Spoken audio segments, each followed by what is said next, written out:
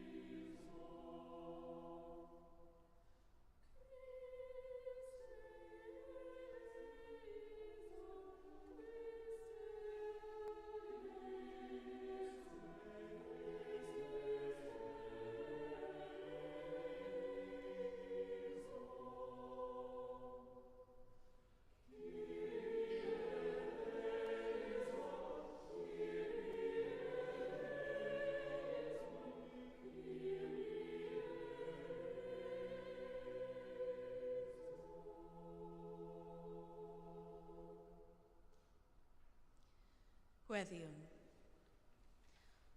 Holl alluog Dad, a datgyddwyd dy fab mewn Mawrth cyn iddo ddioddef angau ar y groes.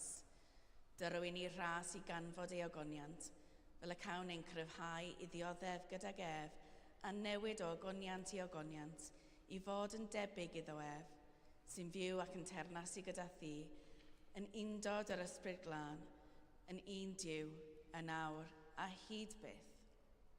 Amen.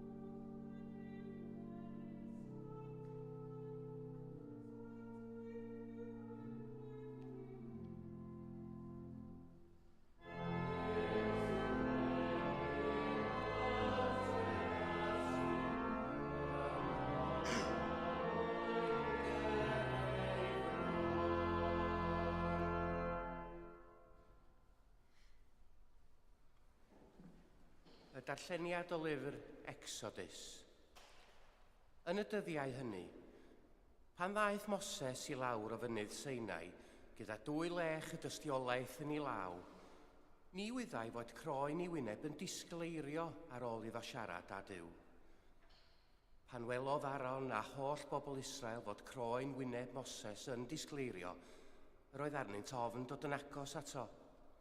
Ond galwodd Moses arnynt a throdd Aaron a holl arweinwyr cynulliad Israel ato, a siaradodd Moses â hwy. Yna, daeth holl bobl Israel ato, a gorchmynodd iddynt yr holl bethau yr oedd yr arglwydd wedi ei ddweud wrtho ar fynydd Sinai. Pan orffennodd Moses siarad â hwy, rhoddodd orchydd ar ei wyneb, ond pan fyddai'n mynd o flaen yr arglwydd i siarad ag ef, byddai'n tynnu'r gorchydd nes iddo ddod allan, ac, wedi dod allan, byddai'n dweud wrth bobl Israel yr hyn a orchmynwyd iddo.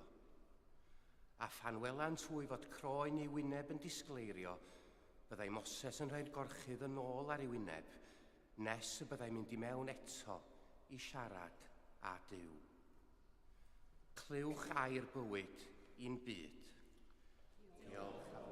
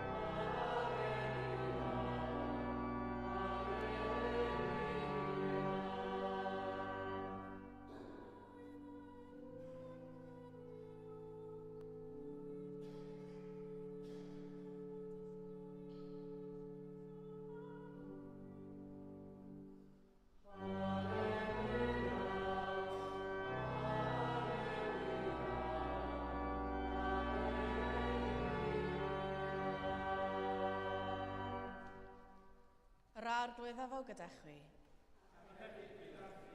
Grandewch i fengil Crist yn ôl Sant Lig. Bryd hynny, cymerodd Iesu Peder ac Ioan ac Iago gydag ef a mynd i fyny'r mynydd i weddio. Tra oedd ef yn gweddio, newidiodd gwedd ei wyneb a disgleiriodd ei wisg yn llach ar wyn. A dyma 2 ddyn yn ymddiddan ag ef, Moses ac Elias oeddent, wedi ymddangos mewn gogoniant ac yn siarad ac yn ei ymdawiad. A weithred yr oedd i'w cyflawni yn Jerusalem. Yr oedd Peder a rhai oedd gydag ef wedi ei llethu gan gwsg, ond effroesant a gweld ei ogoniant ef, a'r 2 ddyn oedd yn sefyll gydag ef. Wrth ei rheini, ymadael a Iesu, dywedodd Peder wrtho, Meistr, y mae'n dda ein bod ni yma, gnawn 2 pabell, un i ti ac un i Moses ac un i Elias. Ni wyddai beth yr oedd yn ei ddweud.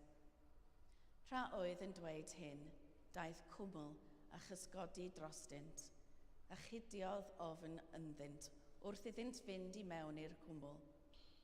Yna, daeth llais o'r cwmwl yn dweud, hwn yw fy mab, yr etholedig, grandewch arno. Ac wedi ei llais lefaru, cafwyd Iesu wrtho ei hun, a bu'r disgyblion yn ddistaw, heb ddweud wrth neb y pryd hwnnw am yr hyn yr oeddent wedi ei weld. Trannoeth, wedi iddynt ddod i lawr o'r mynydd, daeth tyrfa fawr i'w gyfarfod, a dyma ddyn yn gweiddi o'r dyrfa, athro, rwy'n erfyn arnat edrych ar fy mab, gan mai ef yw fy unig fab. A mae ysbryd yn gafal ynddo, ac a blwydd sydyn yn ei gynhyrfu nes ei fod yn malu ewyn, ac y mae'n dal i'w ddirdynnu yn ddiоllwng bron. Erfyniais ar y ddisgyblion ei fwrw allan ac ni allasant. Atebodd Iesu, o genhedlaeth ddi-ffydd y gwirgam, pa hyd y byddaf gyda chwi yn eich goddef? Te dath fab yma. Wrth iddo ddod ymlaen, bwriodd y cithral ef ar lawr a'i gynhyrfu, ond cyrraeddodd Iesu yr ysbryd aflan ac iachau'r plentyn a'i rhoi yn ôl i'w dad, ac yr oedd pawb yn rhyfeddu at fawredd Duw. Dyma efengyl yr arglwydd.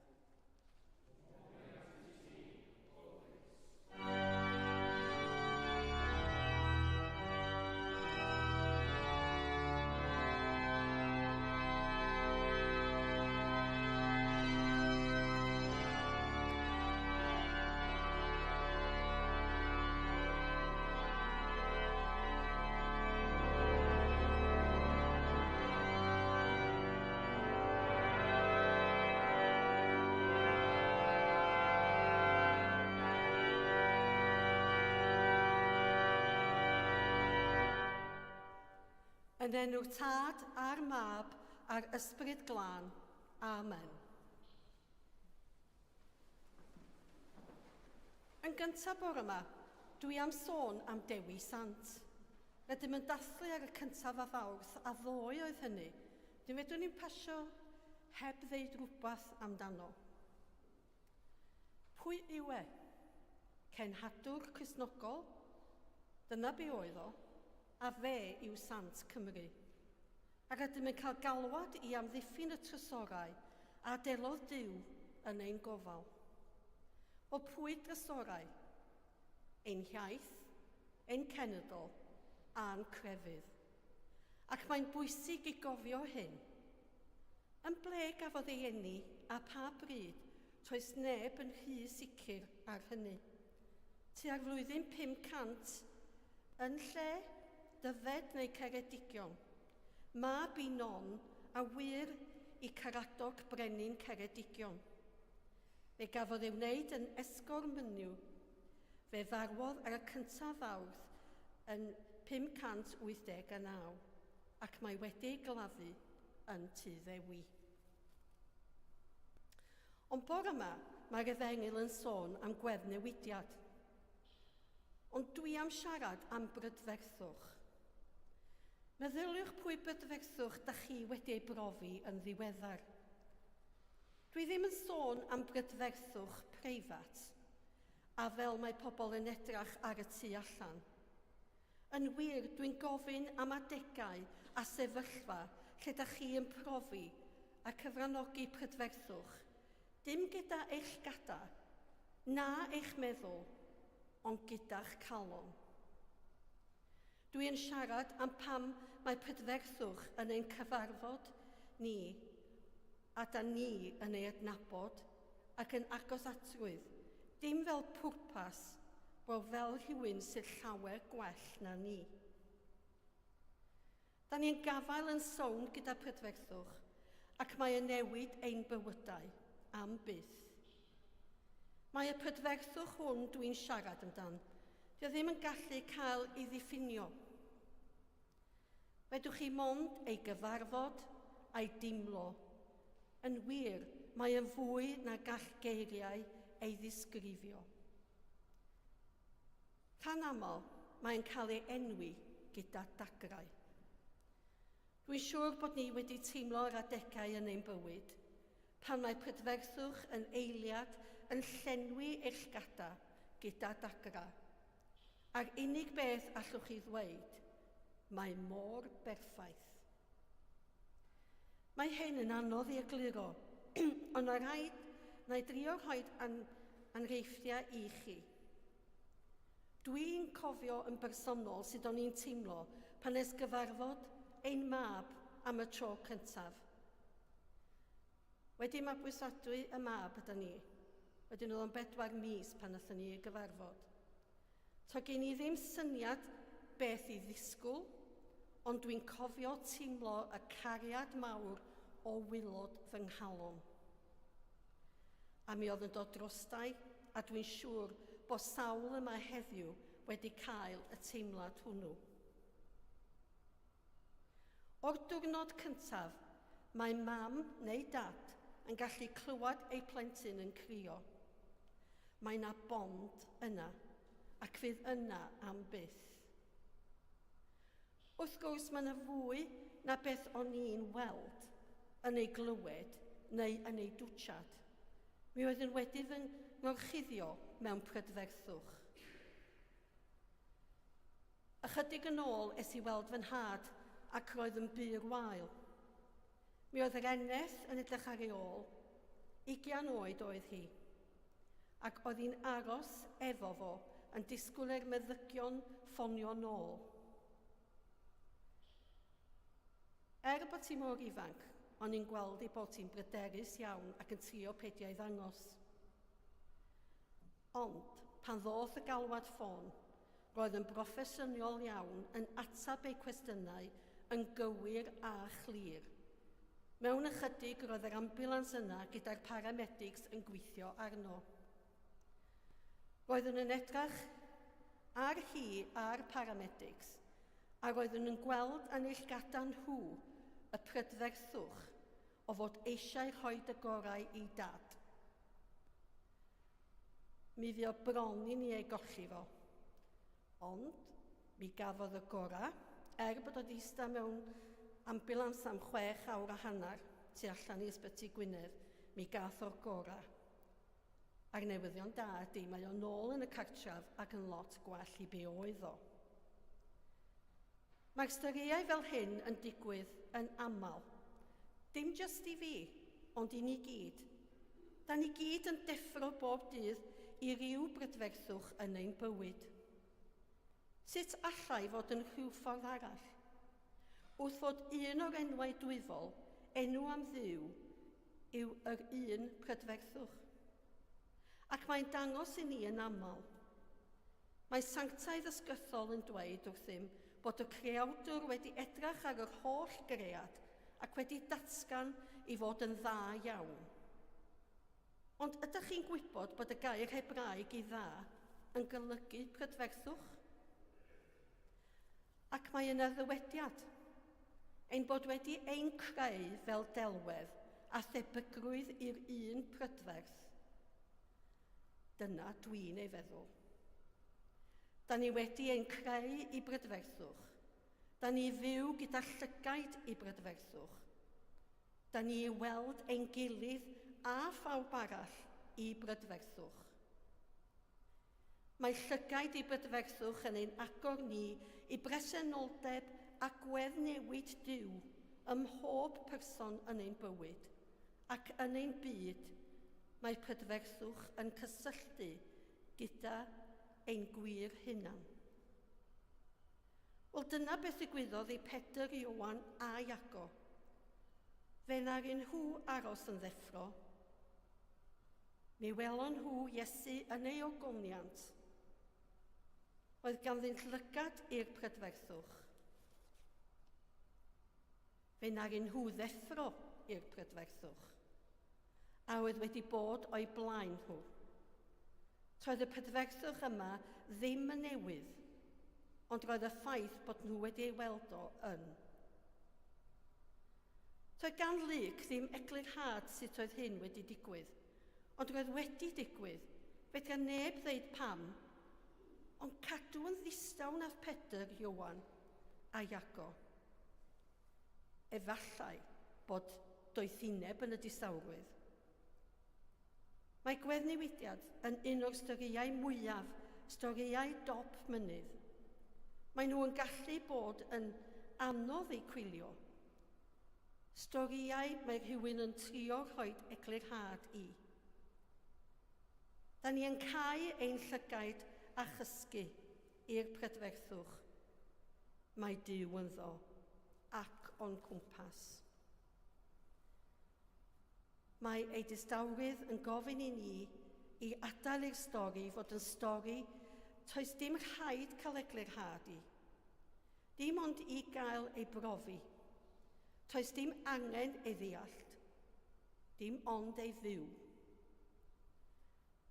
Pan da ni'n gadael i'r stori fod yn stori, da ni'n creu lle iddo fod yn ein stori ni. Da ni'n gadael iddo fyw ynom ni. A dyna yw stori o'r gweddnewidiad. Stori sydd yn hollol am brydferthwch. Be am i ni adael heddiw, dim ond lle da ni'n mynd, beth ddigwyddydd, na phwy da ni yn gyfarfod. Mae prydferthwch yn ein disgwyl ni. Amen.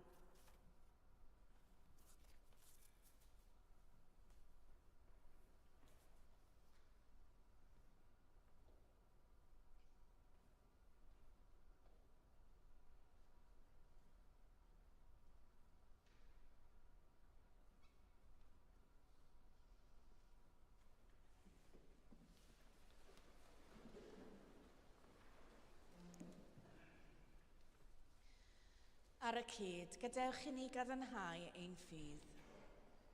Rwyf yn credu ac yn ymddiried yn yw dad, a greodd bopeth sydd. Rwyf yn credu ac yn ymddiried yn ei fab Iesu Grist, a brynodd yn ôl rhyw. Rwyf yn credu ac yn ymddiried yn ei ysbryd glân, sy'n rhoi bywyd i bobl ddiw. Rwyf yn credu ac yn ymddiried yn un Duw, Dad, Mab ac ysbryd glân. Amen. Gyda'n holl galon a'n holl feddwl, gweddiwn ar Dduw.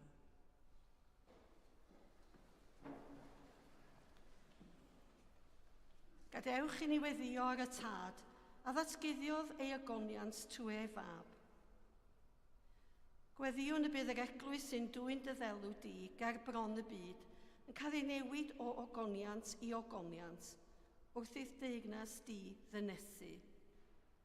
Fe gofiwn heddiw am Archesgob Andrew a David Esgob Enlli a phawb sydd gweithio yma yn brodeiniol.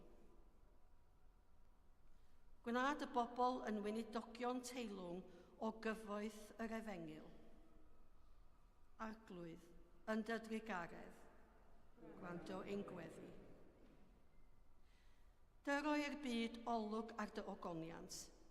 Tyrd at yr rhai yma ei gofalon materiol yn cymylu ei gweledigaeth a dyroi iddynt oleuni.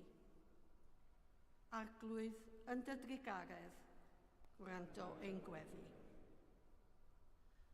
Dyro ras i ni, ein teuluodd, ein ffrindiau a'n cymdogion, ein galluogi ni i ddweld di yn nigwyddiadau bywyd bob dydd. Bydd gyda ni pan fyddwn ar ein pen ein hunan a phan fyddwn gyda phobl eraill. A fi gofiwn am y rhai sydd yn yr ysbytai neu adra yn sâl. A fi gofiwn heddiw am Ahmed, David, Tom, William, Cynthia Saunders Davies, Les, Joe, Arthur, Hannah, Pat, Lily, Meg, Daniel, Elaine, Flo, Myrtle, Nigel, Jason, Adrian, John Watkin-Jones, Cliff, ac Andrew Dickey. Arglwydd yn dy drigaredd, gwrando ein gweddi. Trigar ha wrth y rhai sydd wedi mynd trwy len marwolaeth i ganfod dy ogoniant. Fe gofiwn am Judy Walton, Ceirion Williams, Don McCormack, Leslie Mosley, Wayne Challoner a Barry Challoner, Roger Harcourt, Iona Karen, Cliff a Dafydd Ellis Thomas. A fi gofion y rhai efo'i gwyl goffa. Joan, Mary Crookston, June Lowe a Loreen Evans. Dyroedd ein stanefedd yn mherffeithrwyd yr rhai bendigaid. Gorffwys tragwyddol dyro iddynt o arglwydd a llywyrched goleuni gwastadol arnynt. Gorffwysau trwy mewn tangnefedd a chyfodi mewn gogoniant. Gan ymlawenhau ei bod hi'n dda i ni fod yma, offrwm ein gweddiau trwy Grist yr Arglwydd. Dad Tregarog, derbyn y gweddiau hyn mwyn dy fab ein gwaredwr Iesu Grist. Amen.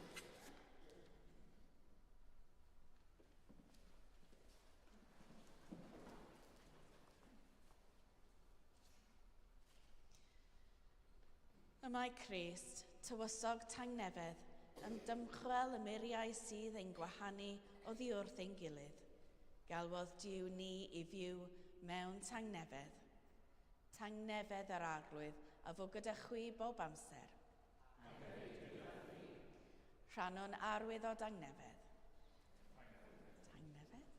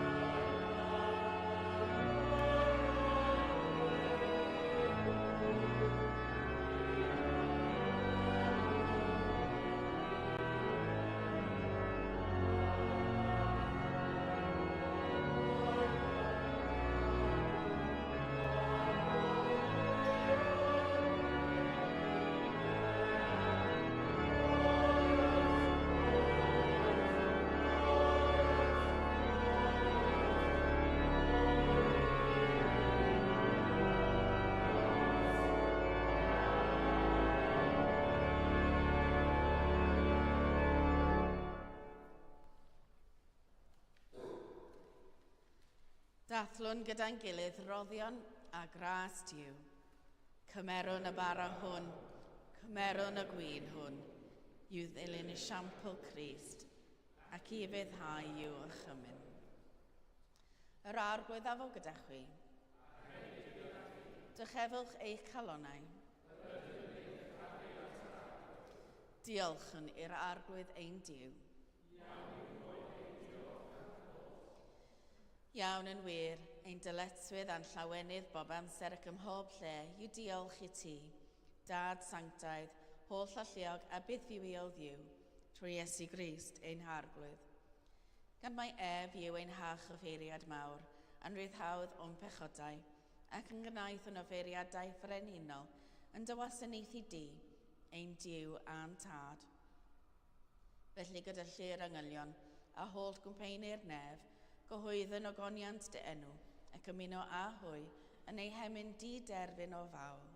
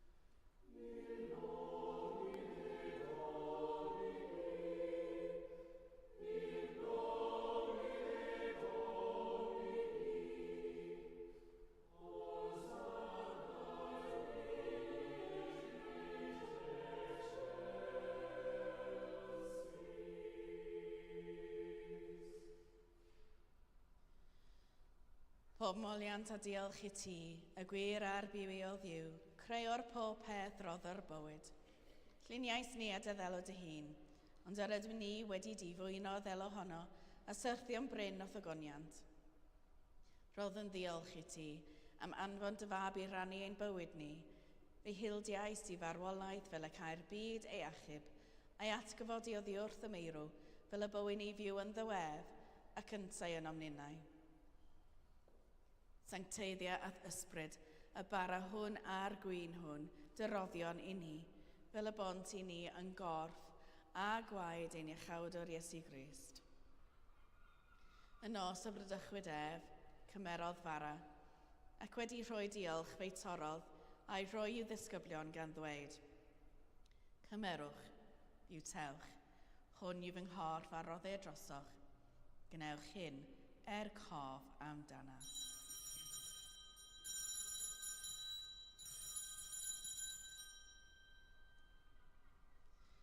Yr un modd ar ôl swper cymerodd y cwpan, ac wedi rhoi diolch, fe roddodd iddynt gan ddweud, yfwch o hwn bawb, oherwydd hwn yw fy ngwaed o cyfamod newydd, a dywell drosoch a thros lawer, maddeuant pechodau. Gnewch hyn bob tro o'r yfwch ef, cof amdanaf.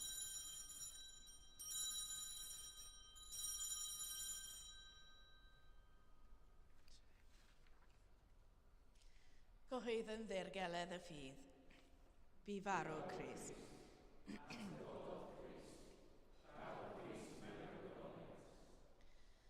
Fel y gochmynodd ef i ni o dad, yr ydym yn cofio Iesu Grist y fab, gan gyhoeddi ei farwolaeth fuddugoliaethus a chan ymlawenhau yn ei atgyfodiad, a disgwyl iddo ddod mewn gogoniant. Deion ar bara hwn a'r cwpan hwn i ti, derbyn ein habeth o ddiolch a moliant.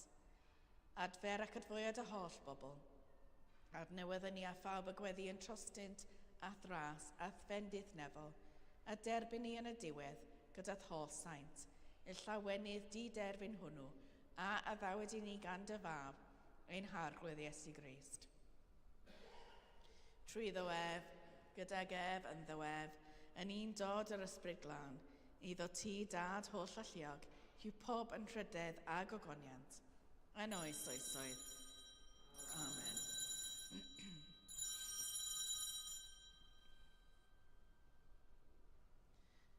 Fel y dysgodd ein iachawdwr ni, gweddiwn yn hyderus. Ein tad, yr hwn oes yn y nefoedd, sancteiddia dy enw, dyled y dernas, gwyneled y wyllus, megis yn y nef, felly ar y ddeiar hefyd. Dyro i ni heddiw ein bara bynyddiol, a maddau ni ein dyledion, fel y maddeuon unna ein dyledwyr, ac na carwain ni I brofedigaeth. Eithau gwared ni rhag drwg. Canis iddo ti o'r demas, a'r gallu a'r gogoniant, yn oes oesoedd. Amen.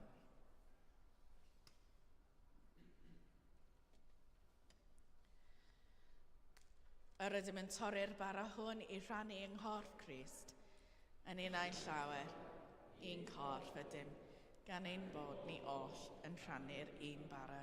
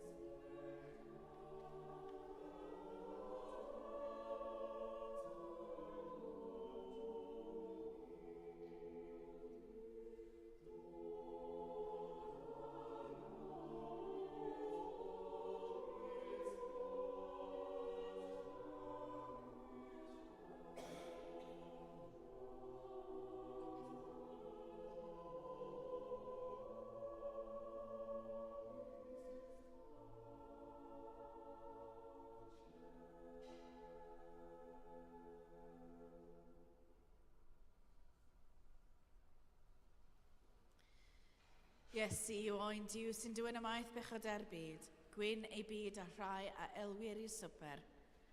Argwydd nid wyf yn deilwng i'th derbyn, ond dywyd y gair, a chaf fi a chau.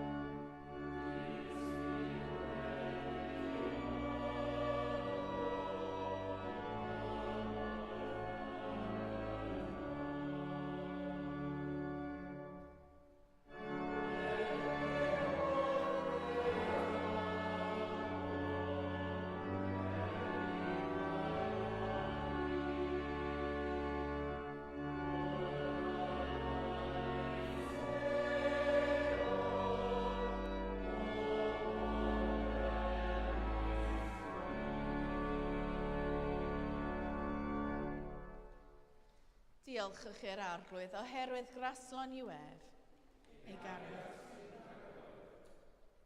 Dduw sanctaidd, gwelwn dy ogoniant yn wyneb Iesu Grist. Bydde di ni sy'n gyfranogi wrth ei fwrdd adlewyrchu ei fywyd ar aer a gweithred, mwyn i'r holl fyd adnabod ei allu i newid ac i achub, fo'n yn hyn drwy Iesu Grist, ein harglwydd. Amen. Yr arglwydd afo gyda chwi. Cadwch eich golygon ar Iesu a glwyfyd am ein pechodau, fel y bydd i chwi amlygu yn ei bywydau y cariad, y llawenydd a'r tangnefedd sy'n amlygu Iesu yn ei ddisgyblion, a bendith Duw holl alluog, y tad, y mab a'r ysbryd glân, a fo yn eich plith, ac adrigo gyda chwi yn wastad. Amen. Ewch mewn tangnefedd i garu a gwasanaethu'r arglwydd, yn enw Grist. Amen.